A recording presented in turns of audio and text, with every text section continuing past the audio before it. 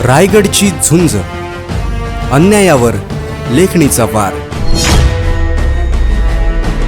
कर्जतमध्ये पर्यावरणासाठी Elgar.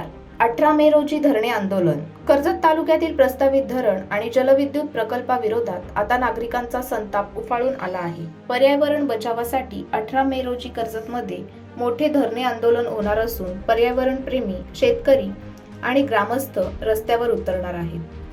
Torrent पॉवरचा 3000 मेगावॉटचा pump storage प्रकल्प, पोशीर आणि शिलार धरण प्रकल्पामुळे हजारो हेक्टर जंगल आणि शेती धोक्यात येणार असल्याचा आरोप करण्यात आला आहे. पर्यावरण अहवालानुसार तब्बल 2.5 लाखाहून अधिक झाडांची तोड होण्याची शक्यता व्यक्त करण्यात आली आहे. भीमाशंकर अभयारण्यालगतचा हा संवेदनशील परिसर असल्याने वन्यजीव आणि जलस्रोतावर गंभीर परिणाम होऊ शकतो असा इशारा पर्यावरण प्रेमींनी दिला आहे. दुसरीकडे अनेक गावातील शेकडो कुटुंबांवर विस्थापनाचे संकट ओढवण्याची भीती व्यक्त होत आहे.